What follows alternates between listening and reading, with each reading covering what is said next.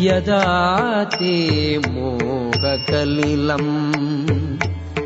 buddhir vyatitariṣyati tadā gantāsi nirvedaṁ śrotavyasya śrutasya. When your intelligence has passed out of the dense forest of delusion, you shall become indifferent to all that has been heard and all that is to be heard. Commentary by Sri Bhaktivedanta Swami Prabhupada of Gaudiya Sampradaya. There are many good examples in the lives of the great devotees of the Lord of those who became indifferent to the rituals of the Vedas simply by devotional service to the Lord.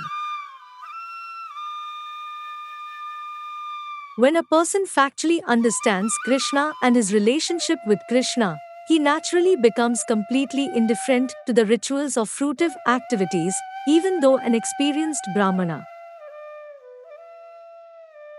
The Vedic rites and rituals are imperative for neophytes, comprehending all kinds of prayer 3 times a day, taking a bath early in the morning, offering respects to the forefathers, etc.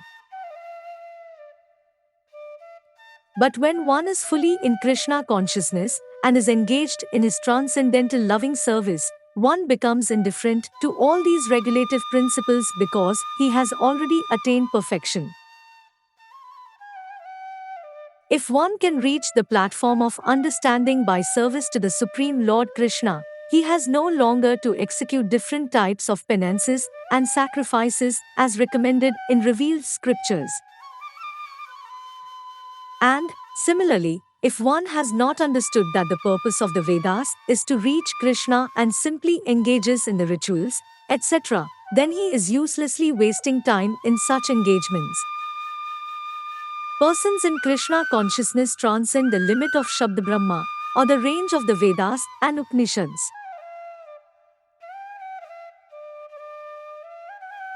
Commentary by Sri Vishwanatha Chakravarti Thakur of Gaudiya Sampradaya. From the performance of Nishkama Karma Yoga offered to the Supreme Lord, you will develop this neutrality.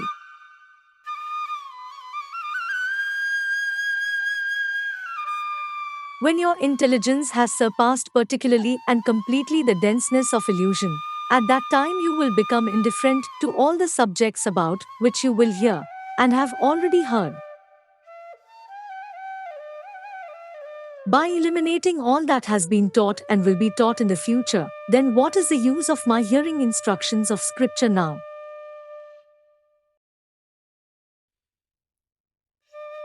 By these instructions, you will at present consider that repetition in these practices must definitely be done at every moment.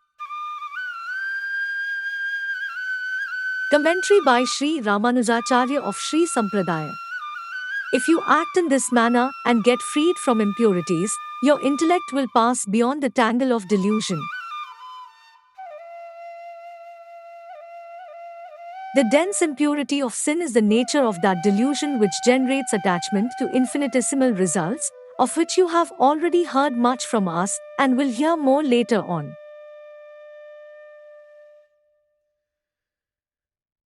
You will then immediately feel, of your own accord, renunciation or feeling of disgust for them all.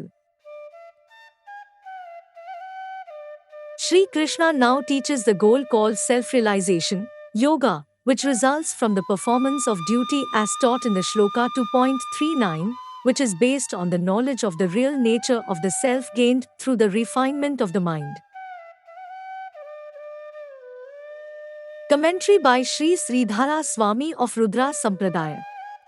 With genuine concern one may ask, when will I be able to attain that eternal and everlasting spiritual world? An important question, but first one must successfully circumnavigate the maze of delusion in the material existence. When one has factually rejected the conception of identifying oneself as the physical body, then one will, by navigating oneself out of the maze of delusion, successfully escape the net of illusion which is likened to a bottomless abyss. Therefore, it should be understood that by surrendering all activities in righteousness unto the Supreme Lord Krishna through the auspices of disciplic succession, by His mercy the spiritual intelligence will naturally manifest within, and one will begin to clearly comprehend that the physical body is distinctly separate from the individual consciousness. From this understanding, one will attain indifference towards the activities that are heard about or that will be heard about. The desire to inquire about temporal things will cease, as it will be perceived that only existing temporarily they are not worth pursuing. This is the meaning. Commentary by Sri Mandvacharya of Brahma Sampradaya. To answer the query regarding what is essential for one aspiring for liberation, the answer is given in this verse by Lord Krishna. The word nirvedaṁ means indifferent. Renunciation is not indicated here.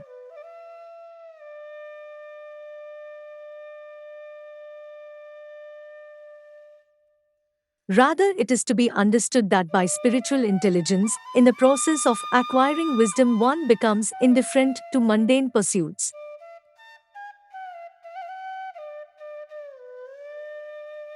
It is not that one with spiritual intelligence is indifferent regarding the sublime activities of the Supreme Lord.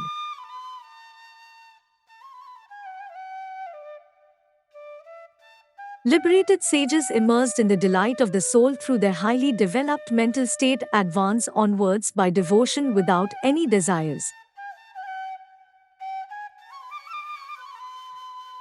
Lord Krishna is very attracted to those following devotion possessing these attributes.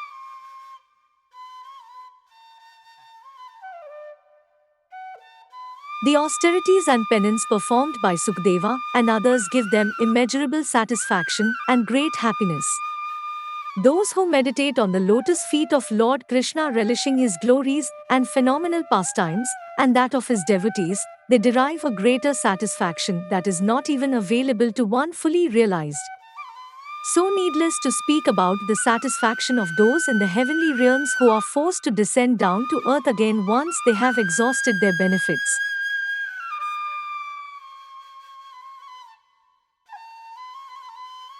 For only those situated with the wisdom of spiritual intelligence can understand Lord Krishna's paramount position and thus perform all actions accordingly.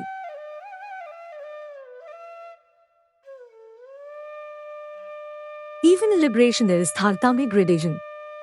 If there were no gradation, then men of wisdom could not realize the mercy of Lord Krishna's divine grace, which is the sole cause of liberation. In this way, no one will desire similarity with Him. Even if it is offered, it will not be accepted. Thus, even those not desiring liberation receive it anyway as the result of devotion, and those so desiring it, liberation comes manifesting auspiciousness. This auspiciousness manifests even though undesired. Just as those exalted devotees with special devotion to Lord Krishna receive special mercy at the end of their lives that can be perceived. In the same way, dispensation is received by those situated in wisdom at the termination of the physical body. Other dispensation is given for the ascetics at the severance of their mortal coil, and still those who experience supreme bliss with distinctive character, as experienced. In all these different levels, gradation always exists.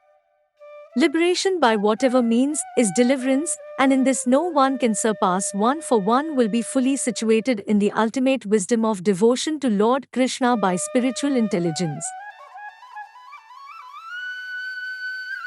So in the matter of equilibrium, it must be regarded in abundance as well as in experiencing misery.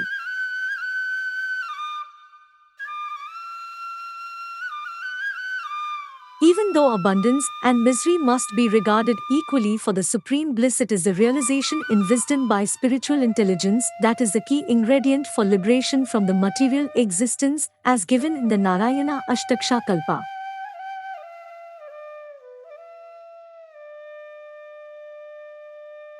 Hence, renunciation is not indicated as a means of liberation in Vedic scriptures.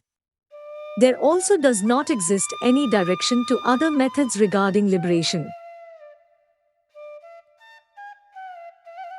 Thus, the understanding for this verse is that by listening to the potent words of great self-realized beings, the true purport of the Vedas will be learned. Commentary by Sri Keshava Kashmiri of Kumara Sampradaya. If someone were to inquire that if they perform actions in the prescribed manner, will indifference to worldly topics come quickly?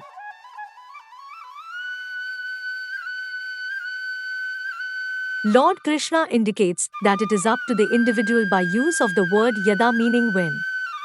There is no exact time.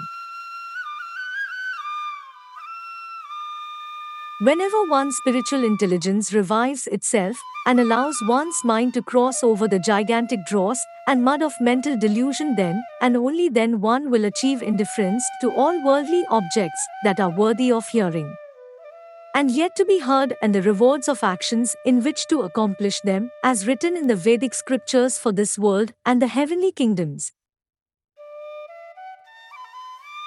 Commentary by Sri Adi Shankaracharya of Advait Sampradaya. When is attained that wisdom which arises from the purification of the mind brought about by the pursuit of karma, yoga?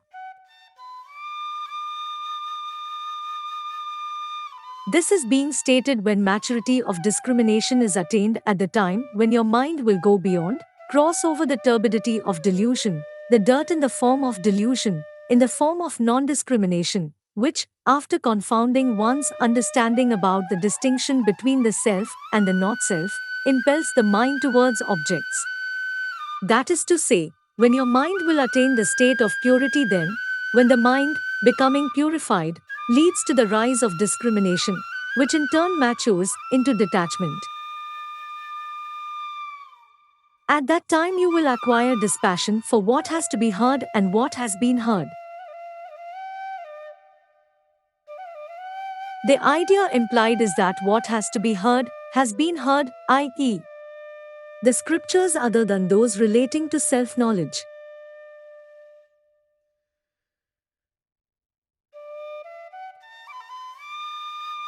When discrimination referred to above gets matured, then the fruitlessness of all things other than self-knowledge becomes apparent.